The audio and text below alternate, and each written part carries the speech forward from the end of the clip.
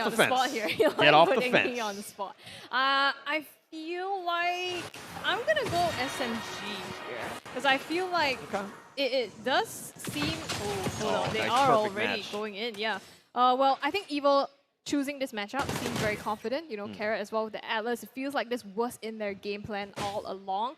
But I'm hoping Dairy on the Estes is something that they can pull out to be able to hold off from that and help them get into this game well.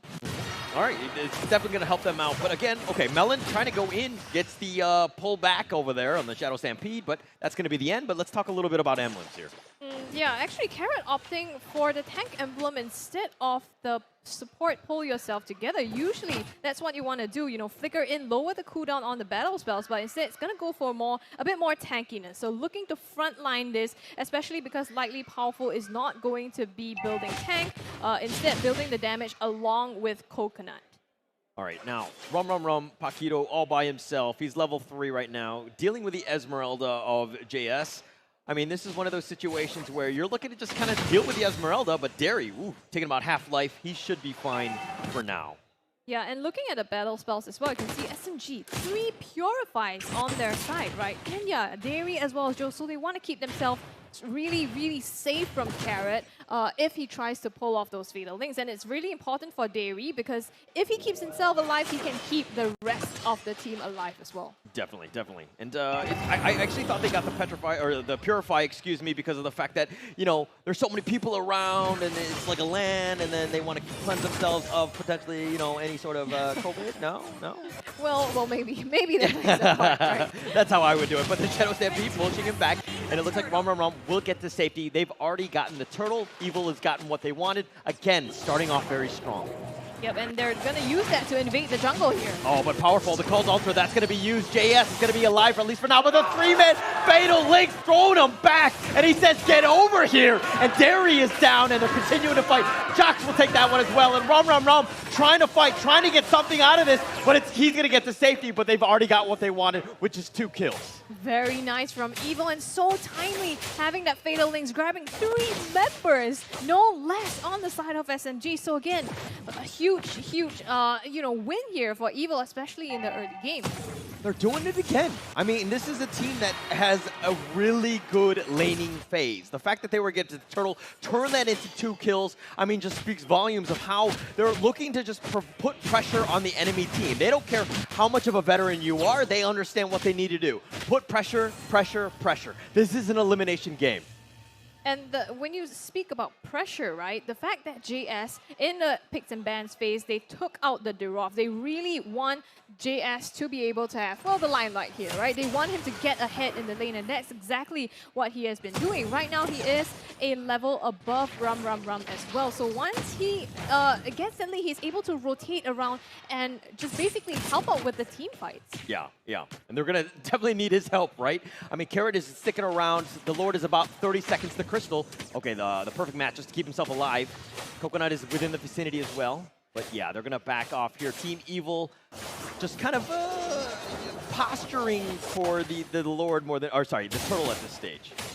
Well, all the spells are up, right? The ultimates as well as the battle spells. So can they find something? Top side, I think they're looking for a Fatal Links onto Joe. I think they found Joe. That's the one they wanted. Melon is looking to fight this one, but the shield and the heal from Derry is on point. But the real world manipulation, that's going to be used, and Melon continue to fight the Cult Altar, keeping him alive. Joe has been eliminated already. Derry is next on the list, and Evil are starting to get stronger. 4-0. They have what? 16 kills in a row going back into game 2.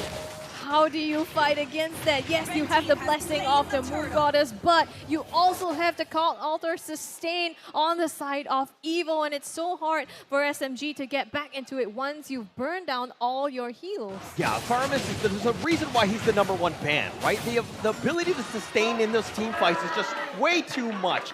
I mean, the fact that you have to consider him there, and look at this, Team SMG in the draft phase, they actually banned out the Valentina, so your own counter is kind of not really playing to your strength, so to speak.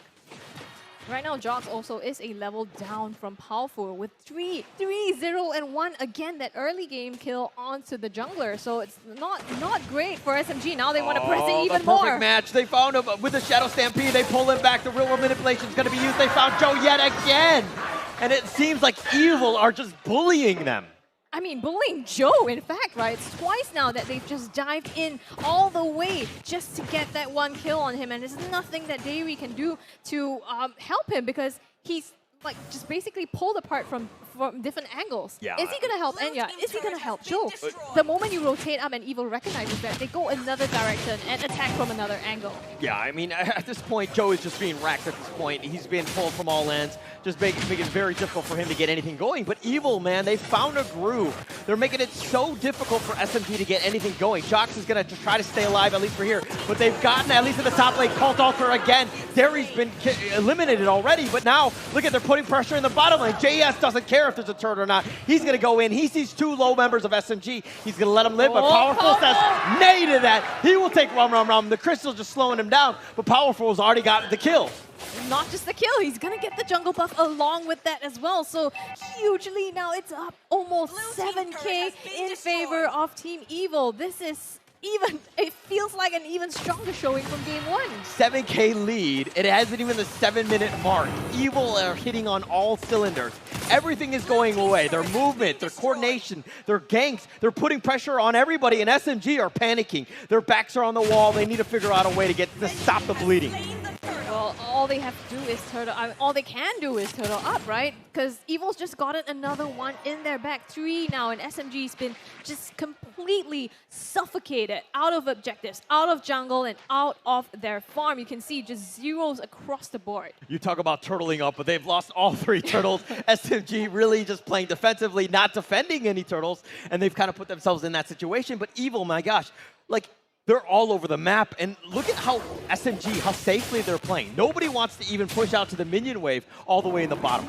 I feel like this might have been the idea, though. When you pick up an Estes, right, you kind of want to turtle up, you know, stick together, be able to sustain, and hopefully hold out through the team fight. So maybe they have something up their sleeve that they haven't pulled yet, and they need to wait a little longer for it. But Evil, they're really ramping up on things here. All right, you need more than an ace up your sleeve. You need at least 4 at this point, right? To figure something out. You are so far behind. At the early stage, it's all that matters because the itemization has just gone all the way of Evil. They've bought everything. They're investing in stocks at this point. They have so much money. They have everything that's going for them. But now Powerful going in. He knows that the team is there. Oh, the Fatal Link pulls him back to Cult Altar. The real manipulation is covering what they can. Derry's been eliminated. Coconut has taken that, but Evil have gotten everything that they've wanted, and they want more. They pull back Enya as well, and they take him down. This is an absolute massacre. Evil, Cara going in with the huge Fatal Links, just landing it, oh my god, so perfectly. And Powerful now is just able to, you know, get even more, strip even more away from SMG. This looks even more dire than the first game. I don't know if there's a way out of it. I don't think there's a way out. I mean, look at the perfect match. The setup, the Fatal Links, the pullback, all into the Cult Altar. Everything was completely on point. They knew that they had all of their spells available. They made sure that they got all the kills. And look at this. Enya's like, I don't know what to do. I need to run away, but I've got nowhere to run. He goes down as well. Just completely on point. The throwback yet again. They've got the real manipulation. Jox is looking to go down. He does get a nice little stun there, but he's going to be killed. JS will secure that one. And now SMG are down another member. Do they have any more time? Well, they can't do anything. Like Joxy has not been able to secure anything. Level 9 up against 13. That is just absolutely brutal. And now Evil, they're gonna go ahead, rotate over to the Lord. There you go.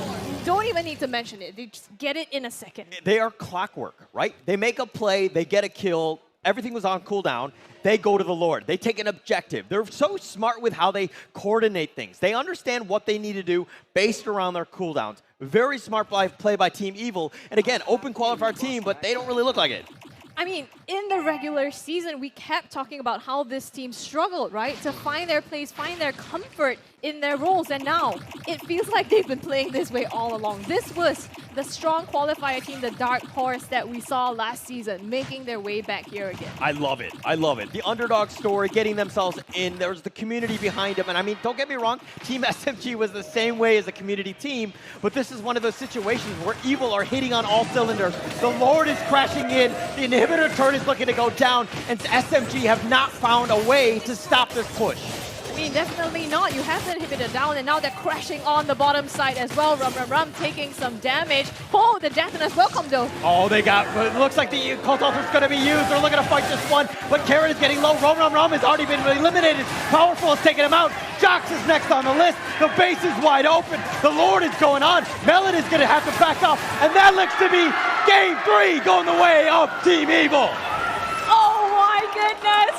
2-1 Evil. Look at how happy they are finally securing this and still being able to stay on in this tournament. Look at the crowd. Just an amazing game, right? This is what we were talking about. The fact that they, what was it?